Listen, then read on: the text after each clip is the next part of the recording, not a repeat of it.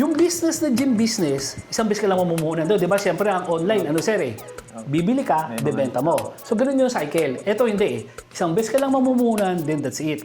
Pero maganda kasi dito, yung mismong gym business mo, siya na yung mag-iipon para sa'yo, para makakuha ka ng panibagong mga equipment. So, baga, hindi ka na maglalabas ng pera. Pwede ka naman talaga yumaman sa isang source of income. Pero mas maganda na meron ka pang iba kasi, lalo na yung gym. Kasi, hindi mo masyadong tututukan yan eh. Pero alam ko, yung online mo, kailangan mo regular na tutok yan. Oo. Pero maganda dyan, nagdagdag ka ng business doon sa online mo nang hindi naman kakain ng gaano doon sa oras mo. Yun ang kagandahan nun sa'yo. 2022 mo pa pinaplano, di ba? So, ano ang nangyari sa 2022 na yun? So, sir, umputsahan natin. So, yung pwesto nyo, ginagawa pa lang ngayon. Opo. Mga halos naka ano na rin po. Siguro po mga nasa halos finishing na lang po. Siguro mga 80%. Tama-tama paint kasi na lang po, at saka 4 to 8 weeks usually yung yung gawaan ng gamit. Hindi naman siya ganoon katagal talaga gagawin. Ang matagal talaga yung pila eh. May mga nauna kasi. So, sa inyo itong pwesto na to, sir? Opo, sa bahay lang Okay. po. Bali. Tapos, nabanggit kasi naman, ilang palapag to? Ano po, dalawa po. Dalawang, Bali, 70, 70 isa, po. 70-70. Bali, yung dalawa na yun, sir, may access mula doon sa first floor, sa loob sa yung loob access. po. Okay. So, ano plano nyo gawin doon sa area na yun? Pupunuin ba natin na equipment? Iniisip ko nga po kung package or package din eh. Kasi sa po 70. medyo marami na Ito po yun, siya. sir. Sabi ko nga sa'yo, ako ang dinideliver ko kasi gym business eh. Kung gym equipment lang i-deliver ko sa'yo, sabihin ko sa'yo package D. Kasi pera yun eh. Pwede ako makabili doon. Pero pwede ganito sa'yo gawin natin. Okay. Ang package C kasi, kasya sa 50 square meters. So yung 75 mo, maluwag yun. Tapos may another 75 ka. 70 po. 70 o maluwag. Pero pwede pa rin naman yun na mag-work yun kahit na package silang yung kukunin mo. Okay. Ang gagawin natin doon, yung baba, package yun. Walang problema. Second floor, gagawin natin parang functional training. Galing kayo doon sa di ba, sa Gym Republic. So yun ang na-realize ko sa tagal namin sa business na yung mga tao hindi lang pumupunta sa gym para magbuhat. So may mga segment ngayon ng mga nagji-gym ang gusto functional training, kagaya ng CrossFit, circuit training, yung parang mga pang pound for pound, kung familiar kayo doon sa gym na yun, pound for pound, sila naman puro mga calisthenics ba yung mga gamit nila. Pero may market 'yon, may market 'yon. Pero ang maganda niyan, kung yung gym mo parehong may ganun, may gym na, meron pang functional kasi hindi lang yung mga nagbubuhat ang nakikater mo, pati pang functional. At pwede pa dun sa mga functional, malaki sa pwedeng gumamit nung second floor mo na open space lang yun, open space lang halos. Mga babae. Bakit? Kasi una, yung mga babae, pag minsan takot magka-muscle yun. Yung iba. So, ayaw nila na magbubuhat ng mga gym equipment. So, ang gusto nila yung mga parang mga jumping jack, sit-ups, calisthenics, na hindi masyado nagbubuhat ng bakal, pero pwedeng gawin din sa second floor. Pangalawa, ayaw din nila yung syempre medyo masikip. Yung iba na nakikipag-agawan sa mga lalaki. So yun, parang semi-exclusive yung second floor na pambabae. Pero although, pwede naman ng halo-halo doon, pero hindi mo mapupuno yung second floor ng mga tao, unlike yung sa baba ng mga gym equipment. Pangatlo, yung mga nagji-gym kasi, nagbubuhat, darating yun yan eh. Darating talaga yung time na magpa-plateau sila. So, yung kabubuhat nila na kabubuhat, halos hindi na nag-go-grow, hindi na nag-i-improve. So, pwede silang mag-shift from buhat doon sa calisthenics o doon sa functional training. And ganoon din yung mga nandun sa calisthenics at functional training, pwedeng pag nag-plateau, magbuhat naman. Okay yun. Pero ito rin na maganda doon. Kaya sinasuggest ko sa'yo, kung kaya na budget mo ng D, walang problema. Pero kung C, okay lang din. Ganito yun. So kung C kasi yan, ang gagawin ko yan, kung ako yun, mag-ooperate ako ng gym, tapos dahan-dahan, total, sa'yo yung property na yan, dahan-dahan, mag-iipon ako. Okay? Yung ipon ko, pwedeng pa isa-isa, nagdadagdag ako ng equipment. Yung Gym Republic nun, may may nakuha akong lumang video na nung una kaming nagbukas sa Gym Republic, Kung 1,200 square meters yun sa Cavite City, siguro mga nasa around 300 o 200 square meters lang yung may gym ko. Malaki yung space ko. Opo. Okay, pero ang ginawa ko doon, ganito yun, ito yung kalahati doon sa unahan, pagpasok nyo, kalahati noon, puro gym equipment. Kalahati noon, doon yung functional ko, yung mga CrossFit, yung mga circuit. Tapos may Zumba, tapos meron akong mixed martial arts doon, sa likod ng Zumba. Tapos, kung nasaan ngayon yung functional ko, bodega lang yun noon. Pero from time to time, nadagdag ako kasi nakikita ko yung tao, padami ng padami. So ako na yung nahihiya na wala na nagagamit yung mga tao. Okay. So unang nangyari, yung functional ko rito, kinain na ng mga equipment yan. Kaya ginawa ko, nilagay ko doon sa parang bodega, yung functional ko. Sumunod yan, yung mixed martial arts ko, kinain na rin ng mga gym ko. So nagkaroon ng mga gym equipment na rin doon. So ngayon, from 200 square meters lang yung gym na area na covered nung ano ko, ngayon nasa around 600 square meters na. Pero yun, dahan-dahan lang ako hindi ko kayang malaki, di ba? Hindi ko kayang punuin yun. So pwedeng ganun din yung mangyari.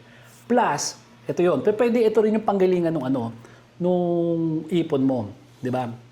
Lagi ko sinasuggest, pag sa'yo yung property, mag-allocate ka ng budget dyan na pang-upa pa din. Kasi ganito yun eh.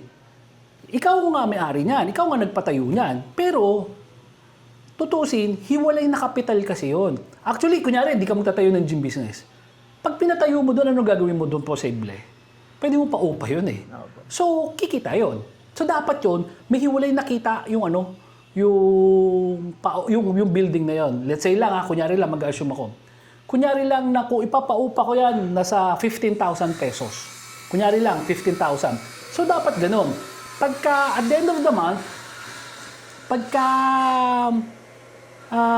na-compute mo na yung sales. Kasi ito, madaling computein yung income ng gym kasi konti na lang yung ibabawas mo. Unlike sa ibang negosyo, katulad ako, itong paggawaan ko. Pag binayaran mo ako ng package C, kunyari, worth 350,000, yung 350,000 na yun, ibabawas ko pati yung binayad ko sa bakal, sa powder coat, etc. etc. Pero sa gym, kung ano yung sales mo, halos neto mo na yun eh. Bakit? Kasi, ay babawas mo na lang doon kung sakasakali, kuryente, at saka yung pasweldo kung meron ka man. So, yun lang yun, madali. So yun, at the end of the month, kunyari, na-compute mo na, ito yung sales mo, kunyari lang, 80,000 yung sales mo. Tapos ibabawas mo lahat yung mga gastos. So lalabas siya, kunyari, mga 60,000 na lang matitira, kunyari, 20,000 sa kuryente at paao, kunyari.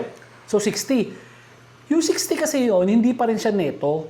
Kasi, dapat maghiwalay ka ng 15,000 sa upa. Kasi, kung tutuusin, capital yun. Kumbaga may hiwalay na return of investment yun. Kung tutuusin, dalawa yung negosyo mo lumalabas doon. Yung paupahan at saka Pero katulad ako, may iba lang ako.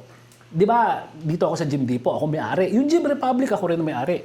Pero would you believe, nasweldo ako doon. Nasweldo ako dito. Kasi, lalabas siya, parang ang laki-laki naman nung kita nung mga negosyo mo. Pero hindi mo pala na ibabawas doon yung mga dapat mong ibawas. So, yun yung suggestion ko sa inyo, sir. Ibawas natin yun. Tapos, pwedeng, kunyari lang, 15,000. Tatabi mo yan. Pwedeng yung 15,000 na yun, pag lumaki, pwede yun yung pandagdag mo doon sa gamit. Ang maganda kasi nito,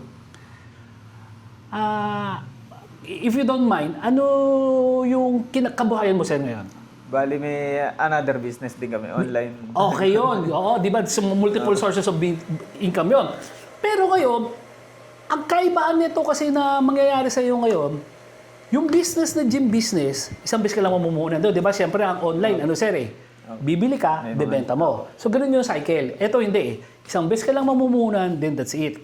Pero maganda kasi dito, yung mismong gym business mo, siya na yung mag-iipon para sa'yo, para makakuha ka ng panibagong mga equipment. So, baga, hindi ka na maglalabas ng pera. Tapos ito pa, favorite topic ko yan, yung multiple sources of income. Maganda yan, sir. Kasi, maski ako, late ko na na-realize, una, pwede ka naman talaga yumaman sa isang source of income. Pero mas maganda na meron ka pang iba kasi, lalo na yung gym. Kasi, hindi mo masyadong tututukan yan eh. Pero alam ko, yung online mo, kailangan mo regular na Opo, kailangan tuto. po. Kaya, ano. Pero maganda dyan, nagdagdag ka ng business doon sa online mo nang hindi naman kakain ng gaano doon sa oras mo. Yun ang kagandahan nun, sir. So ako, suggestion ko niyan, tatanungin mo ako, kung gusto ko makabenta, package D, bebenta ko sa'yo. Pero kung hindi kaya ng budget mo, okay lang yung package C. Yung package C kasi sa 50 square meters. Pero, kailangan timbangin mo lang, sir. Kasi ganito yun. Yung dami ng tao na pupunta sa sa gym mo is magbabase rin doon sa equipment na meron ka. Opo. Oo. So, pwede mong timbangin yun. Actually, ito pa yun.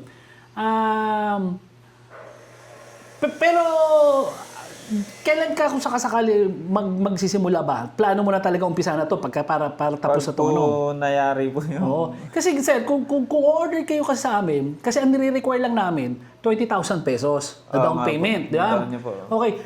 Pero yung 20,000, alam naman natin, hindi sapat yun para mabuo yun. Opo. Pero yung sir, kinukuha lang natin yung 20,000 pesos na yun para lang ma-reserve yung slot. Kasi nakapila tayo eh. Okay. So ngayon, pwede ka magsara tayo sa package C. Okay. Pero, next week, 2 weeks from now, pwede pa magbago isip mo. Pwede mo pang i-upgrade sa package D kasi hindi pa naman naggagawin next week yan eh. Hindi rin 2 weeks from now. Isang linggo lang namin gagawin kasi yung equipment mo eh. Kaya lang siya tatagal, nakapila. Kahit po may nakapila siya. Nakapila lang talaga, sir. So, mauna muna yung nakapila. So, sa inyo, it's either pangatlong linggo na natin gagawin yan. So, doon sa pangatlong linggo, pwede ka pang mag-decide. Actually, habang ginagawa namin yung package C, pwede ka pang mag-decide na gawin package D kasi lahat naman ng meron sa package D, meron sa package C. Opo, So, bali kung may di pa namin natatapos yun at madadagdag na lang mag-decide po. ka, sir, gawin na natin package D yan. Pwede naman. Pwede naman. Para at least hindi ka magmamadali. Maganda yan pagplanuhan mo. Tapos, sabi ko nga, pag mag-inquire ka kasi sa page, yung anak ko sumasagot. Pero, kung tungkol sa gym business yan, ako naman yung sasagot. So, baka mamaya, may kailangan ka lang maitanong para ma-convince ka sa package D, pwede mo naman ako i-PM para doon. Sa package D nga po talaga kasi mas marami yung Yun. gamit niya. Totoo yun. Kung marami pong oo. bigla po. Mas Hindi po maraming yung nasa tao. na biglang maraming tao. Oo. Kasi sir, ako ang experience ko sa lahat ng gym ko, kasi palibasa malalaki, pag nakita ko na dumadami yung tao, nagdagdag ako ng mga equipment. Pero hindi lahat ng gym may capability gawin yun. Bakit? Kasi maliit lang yung space Opo, yung nila. space po. Kahit na gusto ko pang magdagdag yan, wala tayong magagawa. Pero hindi katulad yun sa'yo. Sa'yo kasi pwede kang eventually iniisip ko nga dahan. po ito, pasok pa rin sa space ko. Tama yun. Marirel, ayoko naman i-convince ka kagad na isang boom, maramihan kagad. Pero maganda kasi yan, pagka natuwa ka na, nakita mo, uy, ang dami ng tao, yung tuwa mo, mapapalitan ng hiya. Kasi mahihiya ka doon ngayon sa doon sa mga nag-gym sa'yo na, teka lang, napila to sila. Siyempre, nagbabayad po, nakapila. Tapos yung oras, siyempre, may oras din po yan. Tama yun. Tapos, may isasuggest ako sa'yo ng mga equipment pagkatapos na nun, na ano yung mga pwede natin idagdag. Kasi, pag ang naging, depende kasi kung anong problema mo eh. Kung ang problema mo kasi, una, nag-aagawan. Magkaiba kasi yung nag-aagawan sa equipment sa marami na yung tao, kukunti lang yung equipment. Magkaiba yun. Kasi pwedeng damihan natin yung equipment eh.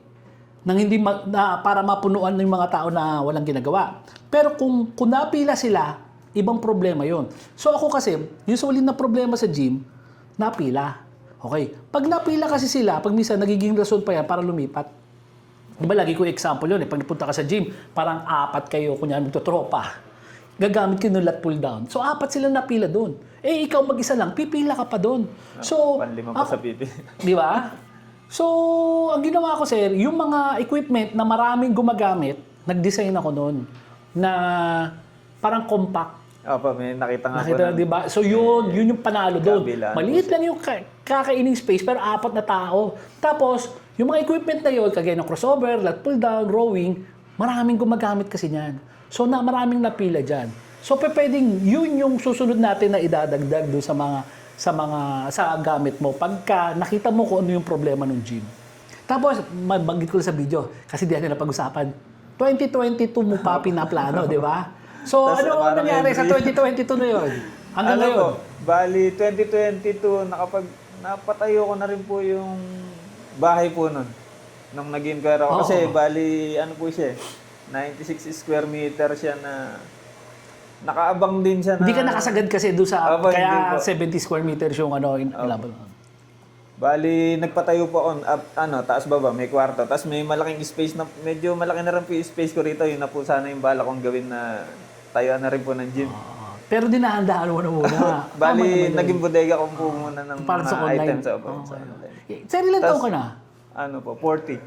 40? Opo. Nice yun. At least bata ka pa talaga. Ako, yan ang na-wish ko sa sana ganyang edad na alam ko rin yung alam ko. Kaya nga po, bala ko rin ito para medyo... Hindi ko naman po ano yung business. Kumbaga, naisip ko naman po yung gym business. Pwede na sa mga anak ko, kaya nila i-manage. Ay yung business po ngayon na hawak ko. Hindi ko po alam kung kaya nila.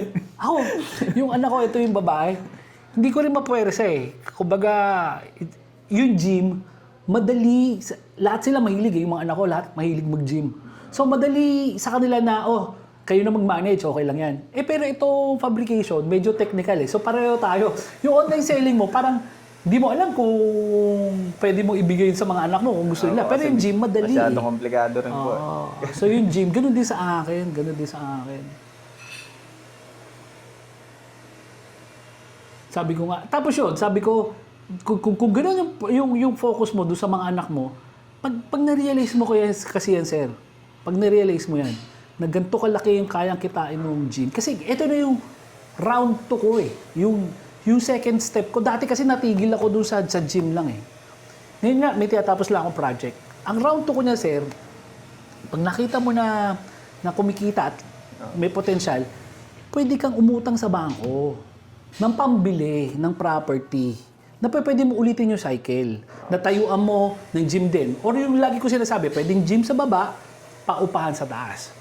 Ngayon, ito yun. Ito yung mga sitwasyon na pwede mangyari doon. Una, pwedeng kulang yung kita nung gym at saka nung apartment sa taas para pambayad sa monthly na utang. Okay? Pero, konti na lang yung i-aabono mo doon. Yun yung pinaka-worst. Konti na lang yung i-aabono mo. Pero ang maganda kasi noon, kung mag-abono ka man doon, hindi yun abono sa upa eh. Abono sa utang yun na darating yung panahon, mapupunta sa iyo yung property. Okay, worst case scenario.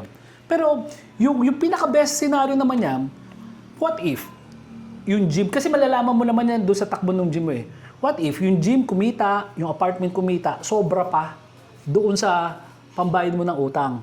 So ngayon mangyayari, matatapos mo yung hulog doon sa bangko nang hindi ka na nag-abono, may natira pa sa'yo.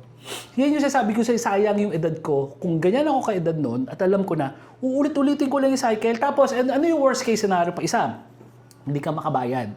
Di ba? Na-elite yung property. So, yun yung kinakatakot ng iba. Para ka lang naupa kasi. Di ba? Kung naupa ka, dumating yung panahon na hindi ka na makabayad ng upa, paalisin ka nung landlord mo. So, ganun din sa ano. Pareho kayong aalis, pero ang difference, kung wala ka na talagang capacity magbayad, pwede mo pa rin ibenta kasi yung property. Sa iyo kasi yun eh. May equity yun eh. So kung 5 taon ka na nakapagbayad doon, at kunyari 5 milyon yung utang mo doon, 5 taon ka na nakapaghulog at 10 taon yung bayaran, di kalahati na yun. So pwedeng 2.5, pero hindi 2.5 yan. Kahit maibenta mo na 1 milyon, parang yung pasalo, may nakuha ka pa rin, hindi ka pa rin nalugi doon. Kaya ako, sabi ko nga, yun yung round 2 ko ngayon. May pinapagawa ako ngayon. Pag natapos yun, ganun ang sequence ko. Inuutang ko lang sa bangko yun. Tapos confident ako na kayang bayaran nung property yung kita nun. So eventually, nagbabayad siya mag-isa. Tapos kung mag-retire man ako, tuloy-tuloy yung kuha ko na mga bahay at lupa ng ganun ang sistema ko. Puro galing po sa bangko. Oo. Eventually, by the time na matsugi ako, marami ako maiiwan na property. Ang malupit pa niyan, pagka niloan mo sa bangko yan, matik yan, naka-insured yung bahay at lupa kung masusunog. Pati ikaw, naka-insured ka rin. Kaya kung matsugi ako, lahat yung bayad na. So yun yung ganda nung sistema na yun eh. Kaya hindi ka matatakot na umutang. Pero kailangan mo calculated risk kasi hindi ko maisasuggest sa'yo yan kung hindi ka familiar. Ako kasi galing na ako dun sa nakautang ako, nakabayad ako, tapos yung pambayad ko galing dun sa gym. Inuulit-ulit ko na yung cycle pero mas mabilisan na ngayon yung turnover kasi nga confident na ako. Malay mo lang yun. Pag-aralan mo lang yung yung business na yan, pag kumikita na yan. Kasi ito yun yung online business mo, may capacity ka lang para ma-handle yan. Pero yung gym business mo, only yan. Pwede kang magsanga-sanga yan, basta may sistema ka lang. Nasabi ko sa iyo, meron rin kami sa Tarlac, di ba? Meron din kami sa Lipa. Hindi naman ako napunta halos doon. Swerte na minsan isang buwan lang ako napunta doon. Pero namomonitor ko yung kumikita yun. So, ang kailangan mo lang, matutunan yung sistema. Kung paano patatakbuhin yung negosyo na yun ng gym na hindi ka kailangan laging nandun or hindi ka maloloko. Maganda kasi potential ng gym business. Baka may tanong ka pa, sir? Tanong ko nga po yun sa Pag po pa credit card po siya, paano po, Yung sa credit card kasi, sir, may charge kasi may charge yung bangko talaga, hindi naman kami. So, may additional yun na 3%. Oo. Bali sa inyo po, ipupul na po siya ng bangko, parang ganun po siya. Tapos yun, sir, ngayon kasi, dati kasi, 2 years ago, ang ginagawa namin dyan, pag nag-credit card yung client, kailangan pang pupunta yung client or tatawag yung client sa sa bangko kung saan ka may credit card. I-apply mo siya ng installment. So may mga zero pa nga yan interest Depende sa bangko or promo. Dati yon. Pero ngayon, sir, parang automatic na Once na na-swipe mo yung card, may matatanggap ka na text doon sa hindi, tatanungin ka, baka gusto mong i-installment. So, kumbaga sila na nag-offer sa'yo na i-installment rather than ikaw pa yung tatawag sa kanila para magsabi ng installment. So, pwede mong i-apply ng installment.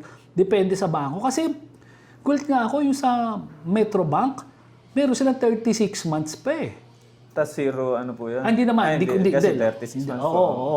Usually, zero niya mga 1 year pababa.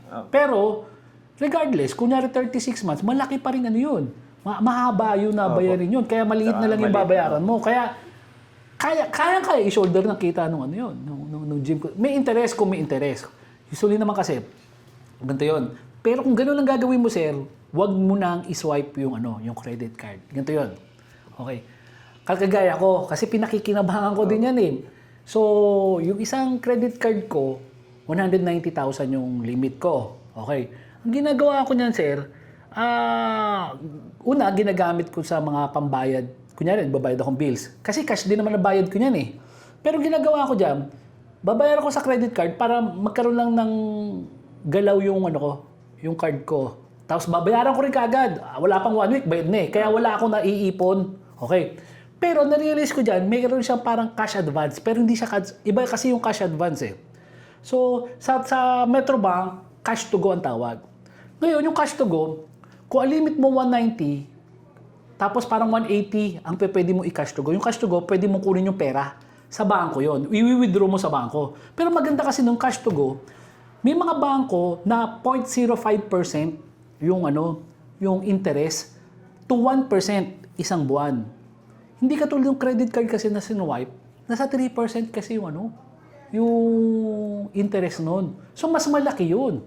So, dito, kunyari, nakakuha ka ng 0.5%. O 1% na lang. Kasi meron 0.5%, 0.05%. Kung 1% yun, ibig sabihin nun, 12% lang yun per annum. Maliit lang yun. Kung 100,000 yung utang mo, 12,000 yun. Pero kung 3% kasi, isinwipe mo, bali 36 po yun. 36,000. Di medyo mabigat. Di ba? Tapos, doon sa cash to go kasi, meron ding yun. Meron ding installment. Up to sa Metrobank yun up to 1 year, alam ko yun. So, malaking yun. Malaking bagay yun. Kaya, imbes na mag-swipe mo, mas mabuti pa yung parang gano'n, yung cash to go. Punta ka sa bangko noon. Nagkaroon po kasi ko BPI. Kaya lang po, pinaklose ko din.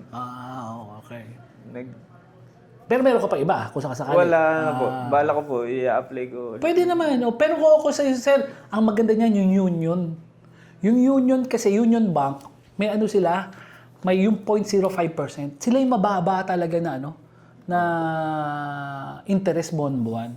Pero meron din naman sa BPI tsaka sa Metrobank alam ko. Pero mas mababa sa 1%. Mas panalo yun. Bali yung cash ko nga po kasi yun, nagamit ko rin po dun sa Sa pagpapatayo. construction, No? tama. Sa construction. Ako, Ang bala ko nga po nung dati, nung may hawak na ako, bala ko parang i-invest ko po sa inyo. Na, kukunin ko na lang po yung gamit pagka yung Pwede. may pwesto na ako. meron kaming ganun, sir, na OFW na hindi pa buo yung pera niya. Opo, So, ang may ginawa mga niya, videos po ako na buwan-buwan, padala siya. Opo. Tapos na nabuo na, saka namin i-deliver. Pwede naman yan. Pero okay lang naman, napakinabangan mo naman nun yung pera. Ang mahirap kasi noon, katulad yan, kung naumutang ka o may pera ka, tapos hindi mo nagamit na paikot, nakakapanginayang kasi yun. Kaya ganun din yung sa credit card ko. Kung pag ginagamit ko yun, I make it sure na nakikinabang din ako doon sa pagkakagastusan nung credit card para hindi sayang. Kagaya niyan, kunyari, i-credit card mo, kikita na yung, kung doon mo nilagay sa gym equipment, kumikita yung yung gym mo. So siya mismo nagbabayad sa sarili niyang utang. Yun yung kagandahan doon. Mga pa po siguro. Matatapos hindi ko pa Okay lang sir, at least nakapila ka na. At saka sabi ko nga, mapapanood nila dito, mag-i-increase na kasi. At least, kung makapag-down kayo, na-hold na natin yung price, tapos nakapila na kayo. Bali, pwede po siya kahit sa package C muna, tas kung gusto ko po yung package i-upgrade sa package D. Basta hindi pa natin nakukulayan na tatatapos. Nandun naman pala. Lahat, nandun din. Lahat Kumbaga, nung idadagdag D, lang yung... nandun sa C. Dadagdag lang. Para hindi ka rin, para makapag-isip-isip ka pa din.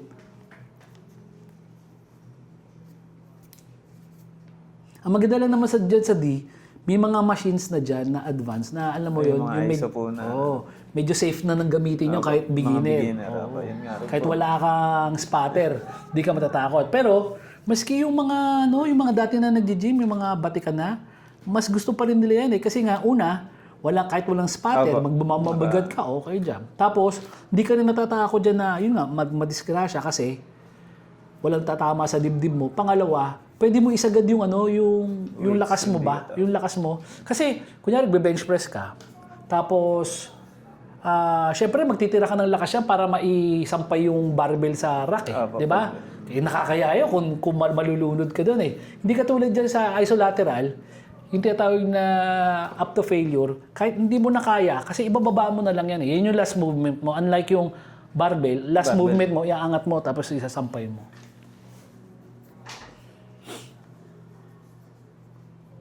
Ito po yung paglalagyan sa Tingnan ko, sir.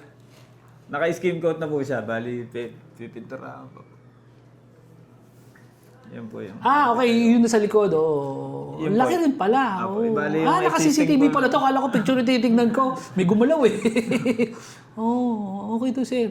Nice investment to. Alam mo, yan eh. Pareho, yung gym at saka lalo na yung pinagawa mo. Ang gandang investment yan. Hindi naman mawawala Bali yung yan. bahay po namin. Ayun, Sa dito likod. Po sa gawi po. Hindi Lalo ka, di ka mahirapan mag-manage niyan. Di ba? Nandiyan ka lang sa likod din pala nakatira. Tsaka marami kang pwedeng gawin dyan. Kumbaga, di ka manghihinayang na mag-invest dyan sa property mo na yun. Ayun nga po. Dahil sinano ko na rin, bahay na rin po ng mga bata yung In kung the sakali. future, totoo yun. Kung Totoo hindi yun. nila ituloy yung gym, kung i-ibenta. Totoo yan. Marami ka pa rin pwedeng gawin dyan kasi pwede mo i-convert din sa paupahan yan kung pagka ayaw na nun gym. Di ba? Nandiyan naman. Totoo, tatabing kalsada yung nyo eh. Likod po namin, bali eskwelahan po, nakita- yung sa harap po namin. Kaya wala po siyang katapat. Di ba? Subdivision din po. Na, Di ba? eskwelahan po itong wala po kaming katapat na bahay. Ang daming foot traffic din. Kaya hindi ka manghihinayang dyan. Yan, hindi siya gastos yung pinang-construct. Yung investment yan. Mapapakinabang. Kikita, investment mo yung nakikita yan. Paano po? Magda-down ka na? May Cebu pa na eh. Meron kami sa Cebu. Since 2012 pa kami sa Cebu. Pero yung sa Cebu, simple lang yung fabrication namin. Bahay lang talaga. Dati kasi, sa bahay lang din kami Pero sa nagpa-fabricate. inyo na rin po yan, yung lugar din po. Hindi pa eh. Actually yun, ewan ko kung good news yun o bad news. Nung pagkatapos ng pandemic, tumaas yung value ng property doon. May lupa na ako doon eh. Yung inuupahan ko na yun, okay naman na kami since 2012. Tumaas yung value ng property. Yung property na nabili ko, 2015 pa yun. Lupa lang yun. Sabi ko, wala pa akong panggawa eh. So, ginawa ko, nandun lang. Noong 2012, 2020, 21, biglang tumaas yung property. Binenta ko, may bumili mahigit sa doble doon sa puhunan ko. Pero kaya sabi ko, good din yun kasi yung perang pinambili ko noon, yung pinambentahan ko, may binili akong property rito sa Kawit na dumoble din yung ano, yung presyo kasi isang taon mula nung nabili ko, nagtayo yung nagtayo yung SNR sa tapat na tapat. Ayun. Konti. So, tapos tinayo nung Ayala yung mall niya. Kaya dumoble din yung presyo. Kaso, ang bad lang sa akin ngayon, kailangan ko lang i-upgrade yung ano sa Cebu. Kasi, dumadami yung order din doon eh. Dadami yung tao. Eh, hindi talaga pwede nang dagdagan. Kagaya nito, malaki to, pero ito, kailangan ko na magdagdag ng tao kasi dumadami yung order eh. So, yun yung problema ko ngayon sa Cebu. Kailangan kong uling bumili ng property. Kasi naibenta ko na yung property na dapat para doon talaga. Sa ano na yun. So, kagaya nung sa Cavite dati, sa bahay lang kami. Sa bahay lang kami. Pero, dahil lumaki ng lumaki, napilitan kaming, yung Gym Republic, nung pandemic, nandun kami. Puno yun ng mga tao, nung fabrication. Tapos nilipat ko dito. Eh ngayon, kulang na rin sa amin yung space na to. Hopefully, yung sa Cebu, maging ganito rin ng, kumbaga warehouse na rin. Pero yun, pag bumili ako, yung baba, fabrication. Pero sa taas, gym. Para at least, iutang ko sa bangko, dalawa yung pwede magbayad dun sa property na yun. Mating. Baka kailangan nyo ng mating din. Opo, nakita nga po namin Meron din matik. dun. Oo. Bali... Huwag nyo nalagay ng tiles yung ano. Meron ba na? hindi ko na po pinatiles. Yung buong area po. Pwede naman na walang mating din yun. Pero ang experience ko kasi pag walang mating, di ba nakapalitada lang yan, makinis yung sahig. Eh, eventually kasi, may mga aksidente Ay, na mga nababaksak. bagsak-bagsak po. Oo. So doon magbibitak-bitak yan. Kasi yung palitada mo naman, di man ganun kakapal yun eh. Manipis lang din, so magbibitak-bitak. Tapos maalikabok din siya. Pag wala pong matik. Yung sa akin, kita mo, since 2013 pa yung kalahati ng mating na nandun. Matibay yun, tsaka pang matagalan. Plus, kita mo, wala nga palitada yung ilalim nun eh. Talagang lang eh. Naka-scrape lang na semento.